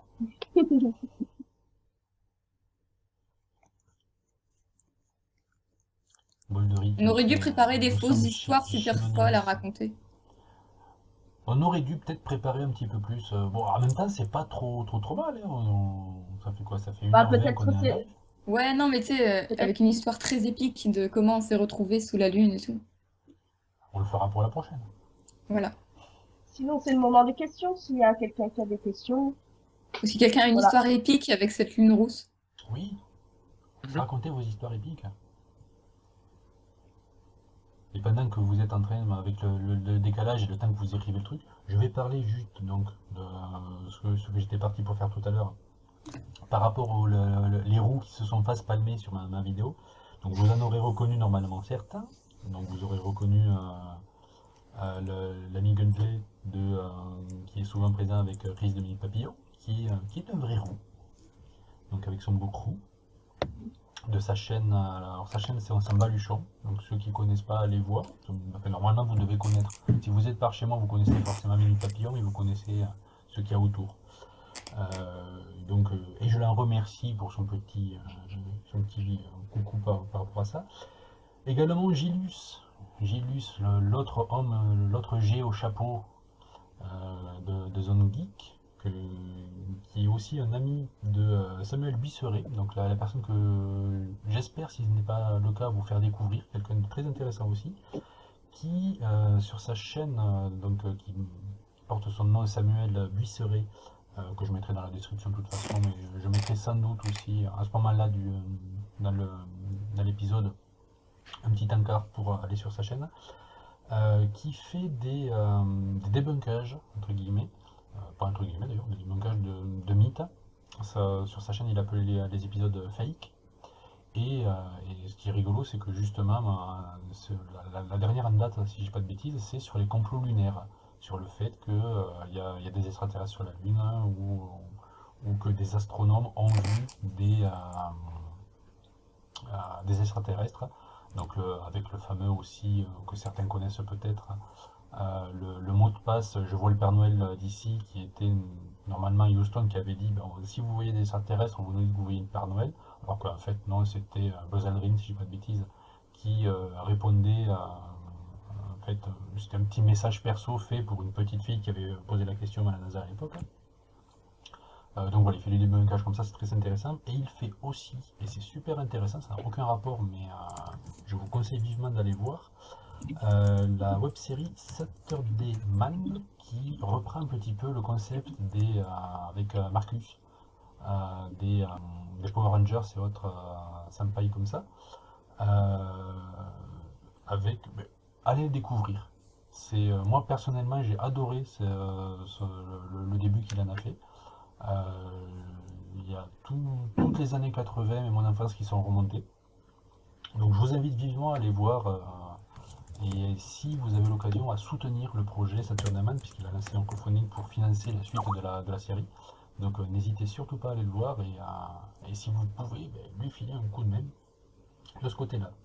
Mention spéciale à Pouillou, qui n'était pas présent dans la vidéo, mais je lui fais quand même un poutou, parce que alors ceux qui le suivent sur les réseaux sociaux ont pu voir sa nouvelle teinture ces derniers temps, puisqu'il est devenu roux, mais un roux stade toulousain, quoi, un roux rouge. Donc du coup, j'avais demandé de participer aussi, et il m'a oublié, le salaud. Donc je le dis, voilà, comme ça, je peux même parler de lui. Donc voilà, par rapport au roux qui avait été présent sur la fin, sur le Et face Gilus. palme. Gilus, Il y avait quelques questions sur le chat. et bien, Oui. profitons-en maintenant pour récupérer les questions qui ont été posées. Gilus, Il y en a pour il chat. est gentil, il est belge. Il n'est pas roux, contrairement à ce que certains ont pu penser, il n'est pas roux. Alors, quelles sont les questions? Alors déjà, on a une histoire épique. Donc, c'est pas très épique, enfin, justement pas épique, mais moi j'aime bien. C'est pas très épique, mais à 4 heures, je suis sortie, j'ai cherché la lune. Il y avait trop d'immeubles et de lumière. Je suis allée dans un parc. Personne, mais le vide. Je suis restée 1 heure sur l'herbe humide à me les cailler. C'est triste. Il y a de l'épique quand même. De l'épique fail, mais de l'épique quand même. Mhm. Ouais, et du coup, bah, j'ai répondu à l'écrit, mais du coup, s'il y a des gens qui se posent la question, Titaï qui me demandait du coup si j'étais en études de linguistique dans mon boulot. Enfin, et donc non, moi je suis étudiante, donc je bosse pas encore. Et donc je suis l'intitulé complet, c'est Langue, littérature et civilisation coréenne avec didactique du français langue étrangère. Donc bon, ça fait gros. Et en gros, l'idée c'est avoir les théories et les méthodologies pour enseigner des langues, en particulier le français, à des personnes dont ce n'est pas la langue maternelle. Voilà. Donc tu fais des études de LLCC de FLE. Voilà, donc en fait c'est une sorte de demi double cursus parce que voilà, c'est deux trucs différents mais en même temps, enfin il y a un emploi du temps qui est arrangé. Voilà. Donc j'ai eu quelques cours de linguistique quand même, enfin parce que si tu veux enseigner les langues, t'es obligé d'avoir enfin vaut mieux avoir une petite base de linguistique, mais voilà, c'est pas mon vrai cursus quoi. Un demi-double cursus, ça fait un cursus start, là. Oui, c'est vrai, enfin bon on va dire un trois quarts de double cursus dans ce cas. Bon, du coup, on va enchaîner sur les petites questions. Là, je vais essayer de les faire dans l'ordre pour pas qu'on en manque. Inkal ou Enkal, je sais pas comment on va te le prononcer, qui demande Un pourquoi le cal. choix de Hitbox, puisque tu connaissais pas ce site. En fait, c'est tout bête, j'aurais très bien pu le faire sur YouTube, mais c'est juste que j'ai déjà commencé à faire des lives sur Hitbox cet été, en l'occurrence pour les pleines lunes de cet été, puisque j'avais mis un petit peu en pause de la chaîne à la suite de l'épisode 12, mais j'ai quand même été présent sans les mettre forcément sur YouTube, pour ceux qui suivaient sur les réseaux sociaux. Et j'ai commencé sur Hitbox, et je commence un petit peu à savoir comment ça marche, donc j'ai continué là-dessus, c'est tout. C'est juste la force de la petite habitude. Voilà pourquoi Hitbox. Tout. Boldery qui demande. Si, donc Letty, d'abord, tu es prof de musique, non, ça c'est bon, du coup, c'était dit. Ouais. Ça, on y avait répondu, ouais. Boldery qui dit que je suis prof, mais il sait pas de quoi. En fait, non, je suis pas prof. C'est pas mon vrai métier n'est pas celui-ci. Mon métier, mon activité rémunératrice, je suis AESH. Alors AESH, c'est le nouveau terme pour AVS, ça vous aide beaucoup quand je balance que les lettres. AESH, c'est accompagnant d'élèves en situation de handicap. Anciennement, le terme AVS, c'était auxiliaire de vie scolaire. Là, le nouveau titre qu'on a, il dit très bien ce que c'est. On est là pour accompagner les élèves qui sont en situation de handicap, que ce soit dès la maternelle jusqu'à un lycée ou même post-bac. À partir du moment où un élève est en situation de handicap, ben, on a trouvé la solution pour ceux qui ont une mauvaise vue, de leur filer une paire de lunettes sur le nez pour qu'ils arrivent quand même à voir le tableau. Il y a certains autres handicaps, quels qu'ils soient, on n'a pas d'autre moyen que de mettre un humain à côté pour essayer d'adapter en direct. Ben, en l'occurrence, voilà quel est mon taf à l'éducation nationale. C'est très enrichissant, humainement parlant, parce que pécuniairement, c'est pas trop ça. Donc voilà pour mon côté, je connais les enfants. En effet, pour répondre à Boldery, moi qui côtoie un petit peu aussi les AVS, etc., c'est pas facile comme métier, hein. En plus, Après, ça peut très bien se passer. Est-ce qu'il est encore là, présent? Est-ce que... Hop, il est parti, donc il verra la rediff. Puisqu'il était présent en début du live, justement, un élève que j'accompagne au collège. Ça peut être très compliqué comme ça peut être super. En l'occurrence, avec toi, oui, non. Corentin, ça se passe super bien parce que ben, les gamins, malgré les difficultés qu'ils peuvent avoir, il y en a certains qui sont de très bonne volonté aussi, qui ont envie de s'en sortir et avec qui tu peux fonctionner. Surtout, justement, quand ils commencent à rentrer dans l'adolescence, euh, paradoxalement, ça pourrait être le moment où ça peut justement être créer des frictions. Mais ça peut aussi très bien se passer parce que ben, voilà, avec la veste, ça passe. Parce que tu sais que c'est pas un prof, tu sais que c'est pas un pote, tu sais que tu peux un petit peu jouer avec, et ça peut fonctionner. Moi, je sais que j'arrive à fonctionner comme ça. Après, d'autres gamins, des fois plus jeunes, qui peuvent partir en crise psy, euh, ça peut même être très rapidement très dangereux. Que ce soit pour l'enfant, pour les autres enfants autour, ou même pour le personnel qui l'accompagne. J'ai déjà été confronté, même avec des tout petits, à je passais pas une demi-journée sans revenir à la maison avec une blessure quelconque, une plaie quelque part, un nœud, parce que quand ils sont en crise, ils peuvent être très violents aussi. Mais c'est pas leur faute, c'est la maladie. Alors du coup, Pas en face comme ça. on a à nouveau une question Vas-y, pose-la parce que je ne le trouve pas là. de Incal, qu'on ne sait pas comment ça prononce parce qu'il a écrit ça se prononce Incal ou Incal. D'accord. Donc on ne sait pas, ça nous aide pas. Écris-le en alphabet phonétique s'il te plaît. C'est un cal. Non, Un cal. Écris-le un chiffre. Et donc Comme il un nous dit, 1, je suppose. les métiers, ça fait presque partie de vos vies personnelles. Comment vous placez les limites entre vos vies publiques de vidéaste et, et votre vie personnelle? Alors, qui veut répondre en premier? Donc un cal. Un cal. Bon, J'ai bah, moi, jamais du coup, été confrontée à ça, Vas-y. donc je me suis pas encore posé la question à vrai dire. Je pense que Vincent aussi, tu t'es pas encore posé la question. Oui, non, mais moi je pense que après, enfin je veux dire, quand on fait un métier, on est dans le domaine public, et pour moi c'est les choses qui doivent vraiment rester privées pour nous, on les garde pour nous. C'est des choses vraiment privées qui doivent rester pour nous, mais ce qui est du domaine public, par exemple comme métier, je pense que c'est quelque chose qu'on peut partager, même en tant que vidéaste. Ouais. Je pense que c'est pas un problème pour ça. On sait très bien. Enfin, je pense que les limites dans la vie privée, ce qu'on veut garder pour nous et ce qu'on veut pas garder. Par exemple, pour ma part, je vais pas dévoiler mes secrets ou choses comme ça. Je vais très bien dire, par exemple, je fais des études en tant que pour faire physiothérapeute ou ostéopathe plus tard. Et, mais ça, je peux le dire parce que c'est domaine public. Mais après, des secrets comme ça, je vais pas les dévoiler, ça c'est sûr. Et puis je pense que c'est pareil pour vous. Ouais. Mm. Tout à fait, oui. Mhm. On essaye de garder quand même certaines choses. Bah, moi, c'est un peu pareil. On va dire les gens qui me connaissent personnellement sont la plupart au courant de mon activité de vidéaste. Enfin, oui, enfin, pour la grosse majorité. Et après, je pense que c'est juste une habitude à prendre, tout simplement, de se dire à partir du moment où, enfin, où on s'expose dans les vidéos, tout simplement, enfin, de se dire on ne sait pas vraiment qui peut regarder.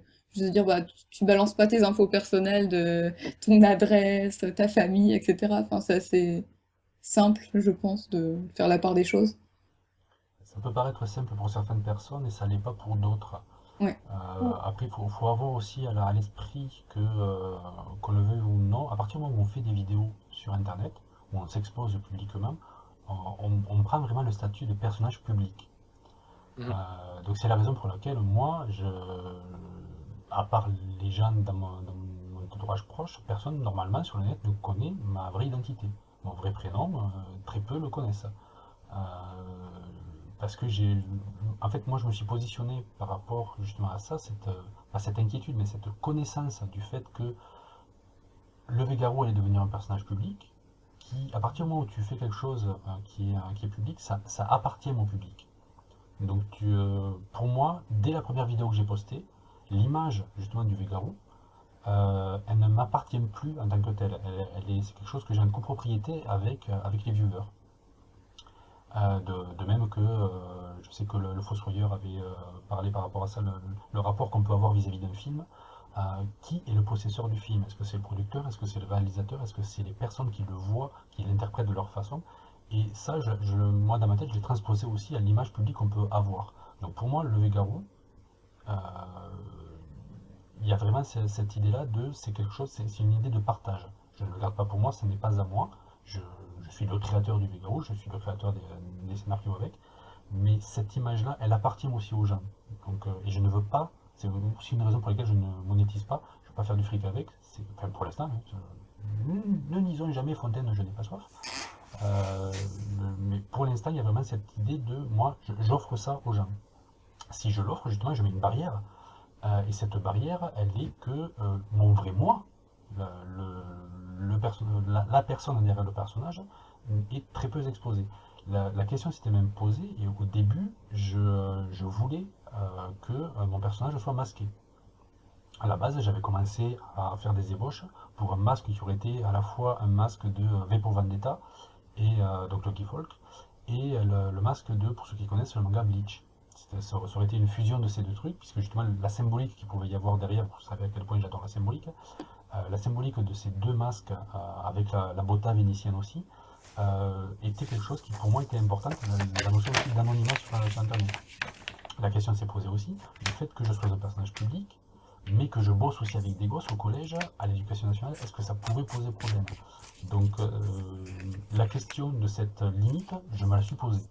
Euh, la réponse que j'ai trouvée, c'est que vous connaissez le Végarou, vous connaissez mon personnage de recteur, vous connaissez mon personnage de Georges, mais mon vrai prénom, ma vraie identité, mon adresse et mon entourage, vous ne les connaissez pas. Et c'est volontaire.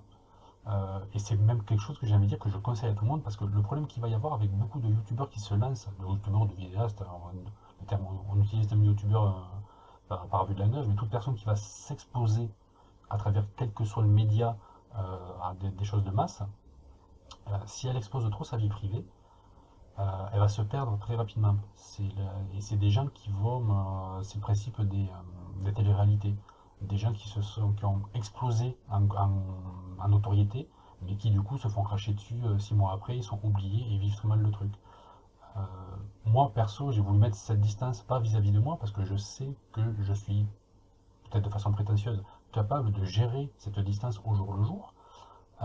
Mais je ne voulais pas que s'il y a des stalkers qui débarquent, moi j'aurais su me les gérer. En même temps, un mec, c'est plus facile de gérer ses stalkers que pour une femme.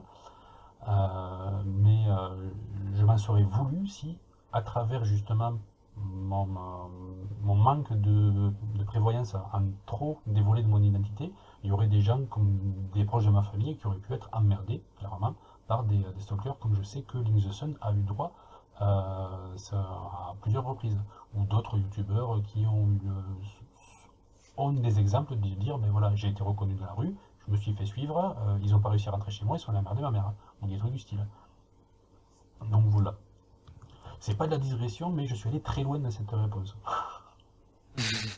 Excusez-moi, je parle trop. Non, mais c'était intéressant. Merci. C'est vrai que, enfin, moi qui me lance tout juste, c'est pas vraiment une question à laquelle on réfléchit parce que, voilà, personnellement, avant que je devienne un personnage de notoriété publique, je peux toujours attendre, mais savoir protéger sa vie publique pour ne pas être dépassé, c'est quand même assez important. C'est une question qui peut se poser dès le début.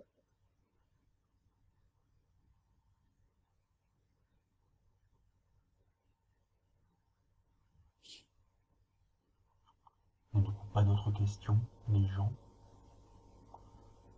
Donc en l'occurrence, Moldery, oui, tu connais mon vrai prénom. Tu m'as dévoilé. Mais nous ne lirons pas le prénom que tu as marqué dans le chat. Ça restera entre le chat et ceux qui ont l'occasion de le voir. Mais oui, c'est mon vrai prénom. Ou pas. Bah, Ta, ta, dans la ta. nuance. Tan, tan, tan.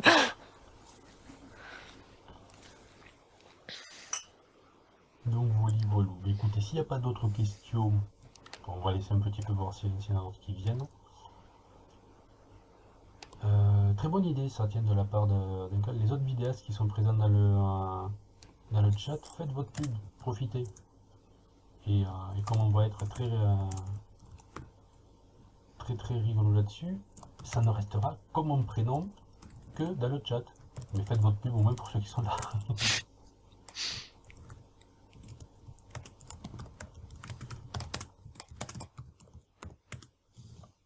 C'est du gaming, désolé. Non mais te t'as parle une de conscience Nora. quand même, Valdery, c'est bien. C'est pas grave, on aime bien les jeux. Ah, surtout que Boldery peut faire plein d'autres choses.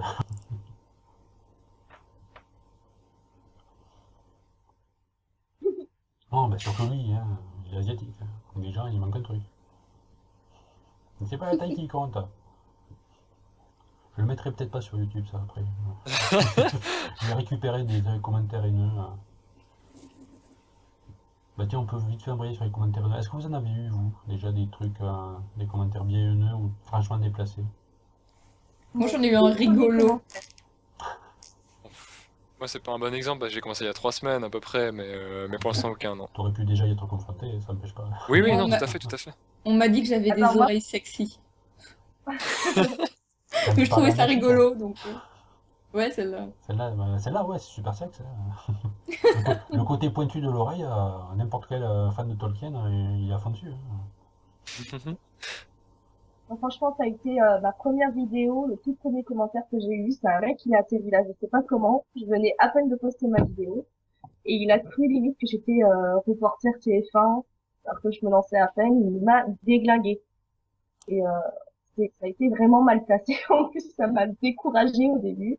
Heureusement que j'ai été soutenue par mes amis qui m'ont un peu dit enfin qui ont un peu dit au gars, ça serait bien que tu te calmes, quoi. Mais voilà, sinon j'en ai pas eu d'autres après. Mais c'est vrai que premier commentaire, première vidéo, ça fait mal. Ça fait très mal. Et souvent, les gens ne se rendent pas compte que... parce que des fois, les commentaires à sens comme ça, peuvent, de la part de la personne qui l'écrit, peuvent être de son avis très constructifs. Et juste, vraiment, juste, je te donne je te dis où sont les défauts pour que tu les améliores. Ouais. Oui, Et il faut faire oui. gaffe aussi à notre façon d'apprendre les trucs.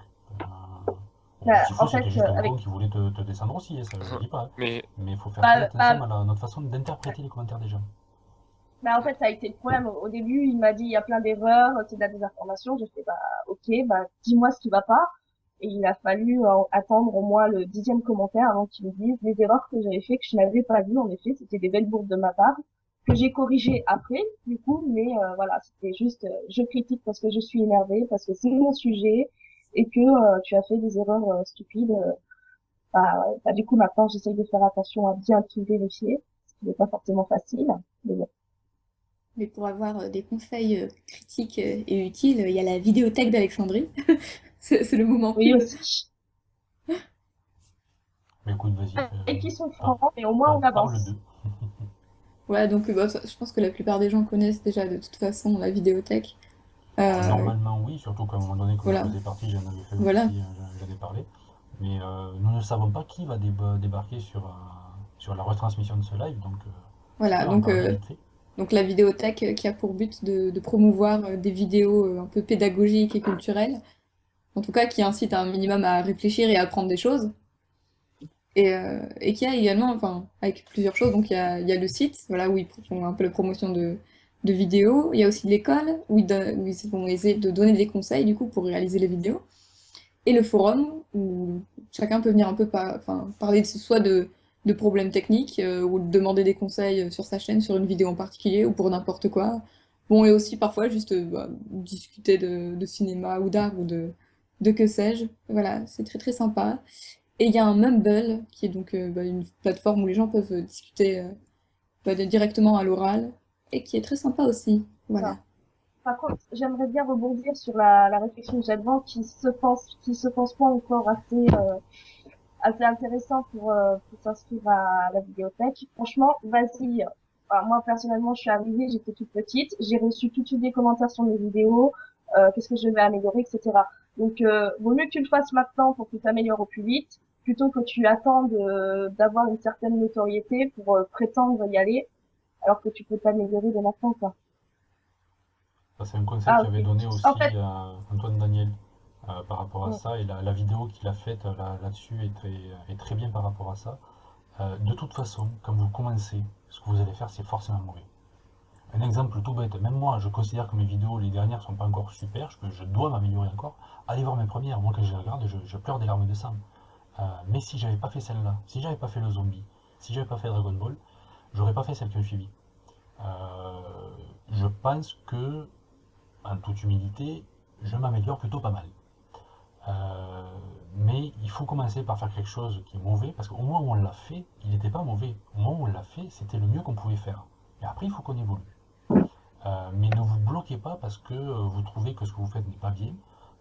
Au contraire, lancez-vous parce que c'est pas bien et amenez-le justement, en l'occurrence, sur le forum de la vidéothèque, il y a énormément de personnes qui sont là justement pour partager leurs connaissances, partager leur avis, partager leur déboire. Euh, Parce qu'on oublie souvent que c'est à travers les erreurs des autres aussi, qu'elles sont dites et assumées, qu'on peut apprendre. Il y a des erreurs qui peuvent être faites par d'autres, à partir du moment où elles en sont expliquées, sont débattues, ben toi, t'es pas confronté à cette erreur, mais tu sais que, faut que j'y fasse gaffe. Et donc n'hésitez surtout pas à y aller, et n'hésitez surtout pas à faire. Quand bien même, clairement, les premières choses que vous allez faire, que ce soit de la vidéo, que ce soit que ce soit écrire, que ce soit faire des photos, que ce soit quelle que soit l'activité créatrice que vous allez faire, vos premières fois seront a posteriori mauvaises, merdiques, à chier, à vous crever les yeux en y repensant. mais faites-le. Parce que c'est le premier pas. Le premier pas, il est toujours hésitant. Faites-le. N'hésitez pas, foncez. Et croyez en vous, et sachez qu'en le faisant, c'est pas bon. Et qu'il faudra l'améliorer. Mais faites-le quand même. Parce que si vous ne le faites pas, vous n'aurez rien à améliorer. Faites-vous confiance, lancez-vous. C'est comme ça qu'on aura des choses de qualité qui se feront, pas du jour au lendemain, mais n'importe lequel d'entre vous est peut-être le prochain astier. De toute façon, rien n'est jamais parfait dès le début, sauf si tu as suivi des formations dans le but, Et même, forcément. même Et les gens qui encore, sont très bien même, formés, et même, ce sont de très bons techniciens, mais ils sont pas forcément bons. et de toute façon, c'est ce qui est intéressant au final, c'est que t'en apprends tout le temps. T'en apprends tout le temps, tu évolues tout le temps, parce que si t'arrives et tu sais déjà tout faire, mon pauvre, tu vas te cacher. Déjà, celui qui arrive en disant je sais tout faire, non, il est foutu. Parce qu'il sait faire, il a une technique, mais non. Les plus grands le disent, qu'ils sont en permanence en train de s'améliorer. Pourquoi nous, on serait meilleur que les plus grands? Évidemment que non, quoi. Mais bon. Donc n'hésitez pas, franchement, même si... parce que j'ai eu le cas aussi une fois, un mec qui m'avait contacté comme ça, qui faisait des vidéos sur un sujet assez compliqué, sur la musique contemporaine. Donc c'est un sujet qui est assez mal vu, enfin mal vu par les personnes qui connaissent pas trop, généralement, la musique contemporaine, voilà, c'est casse-pied, etc. Donc ça pouvait être, c'était une idée très intéressante et je lui ai dit, bah, va sur la vidéothèque parce que l'image était bonne, la diction était bonne, bon, il y avait quelques problèmes de lenteur, etc. Et finalement, il s'est jamais inscrit parce qu'il s'est considéré comme, voilà, comme n'étant pas apte à poster sur la vidéothèque, parce que voilà, c'est un peu, dans la tête de beaucoup de monde, c'est l'élite, alors que nous, on est juste là pour s'aider.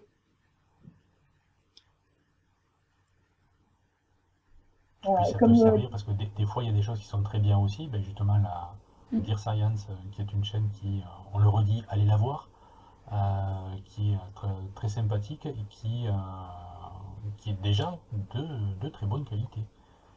Et ça m'étonne, c'est que tu connaissais pas la vidéothèque, Vincent? Avant que je t'en parle? Pas du tout. D'accord. En Écoute, fait, j'en avais j'espère que ça te servira beaucoup. Oui, enfin, c'est super sympa de ta part, mais je connaissais pas du tout. J'avais tout plein, enfin plein d'amis qui justement connaissaient, puis j'avais dit ah tiens, un truc sur la vidéothèque je connais pas, puis il y a tout le monde qui était genre oh, mais c'est trop bien la vidéothèque. Moi je n'avais aucune idée. Alors, moi, Et- on me demande si je me rappelle du nom. Pardon. Vas-y, continue, je vais faire une recherche. Non, c'était Continue. juste pour dire que c'est vraiment, enfin je connaissais pas du tout, mais c'est vraiment un bon site, ouais. Ça c'est, y a rien à dire, il y a beaucoup de, des vidéos de plein de chaînes différentes, plein de thèmes différents, c'est ça qui rend le truc vraiment intéressant, ouais. Et puis en plus, ça peut permettre à certaines personnes de se rencontrer et éventuellement d'amener à des collaborations, j'ai envie de dire, même si on est ici ce soir, bah, il y a un peu de ça aussi, quoi. Mhm. Oui, parce que c'est à travers ça justement qu'on s'est connus, hein. Bon, mes premières sorties de groupe, entre guillemets, c'est grâce à la vidéothèque. Euh, Oui. ben toi, Chat, c'est justement la première fois qu'on s'est vu, c'était à Nanterre, non? Si je dis pas de bêtises. Ouais, Japan Party. Japan Party. Letty, c'est parce que justement, j'ai vu passer sa chaîne à la vidéothèque. Moi, ça commence à faire un petit moment maintenant que j'en suis parti, mais je considère toujours que ce qui est fait là-bas et les gens qui y sont toujours de qualité. Et les gens que je continue à fréquenter sont toujours, pour moi, des gens de très grande qualité. Et je sais que je rencontrerai d'autres personnes que je considérerais à un moment donné comme des amis par ce biais-là. Et des personnes à qui j'espère pouvoir apprendre aussi et qui vont, à leur façon aussi, m'apprendre des choses.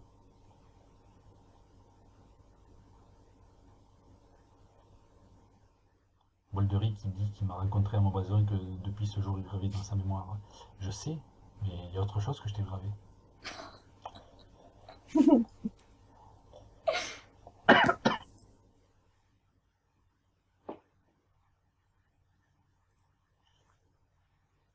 Je pense qu'on Donc peut voilà. terminer sur cette note Oui, c'est vrai. magnifique. On peut terminer là-dessus, ouais. De toute façon, je redécouperai un petit peu certains passages. Là où on a eu des lenteurs, où on parlait pas. Mm, Je mm, ferai mm. passer ça pour du lag. C'est juste ça. Oh là là. Parce qu'il faut pas croire qu'on est forcément de. Le mensonge, il ment aux abonnés, rendez l'argent. Rendez l'argent, vite.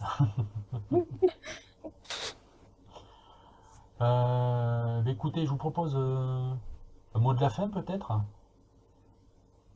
Moi, je pense que mon mot de la fin sera mon mot de début. Ce sera cyclopentano-péridrophénanthréne. Métis, le mot de la fin. Je suis pas douée pour ça. Ça fait plusieurs mots, ça. J'aime pas les fins, je préfère que les débuts. Ça, Donc c'est pas ça fini. sera une belle citation pour finir. My dear science. Un mot de la fin? J'aime bien les chats. Non, à part ça, merci pour le live. Merci pour, enfin, de pouvoir participer à ça. Et puis, c'est vraiment cool, c'est vraiment sympa, ouais. Puis merci de m'avoir montré la vidéothèque d'Alexandrie, puis tout ça. C'est vraiment bon. Moi, ce qui m'intéresse le plus, c'est vraiment, vu que ma passion, c'est l'astronomie, je fais des vidéos sur ça, sur l'actualité spatiale et l'astronomie. Ce qui m'intéresse le plus, c'est de partager ma passion au plus de personnes possible pour qu'ils puissent savoir justement sur la Lune de sang que le plus de... Ce que je voulais le plus, c'était que le plus de personnes puissent voir, enfin connaître la Lune de sang, l'existence de la Lune de sang, ce qui est tellement rare et tellement beau aussi, d'ailleurs que je n'ai pas pu voir. Mais c'est vraiment pour partager ma passion avec les autres, ouais. C'est surtout pour ça, ouais. Les fameux cordionniers qui sont le plus mal chaussés. Et moi, mon mot de la fin, sur lequel je terminerai en cliquant sur arrêter le streaming juste après, sera Tuberosum.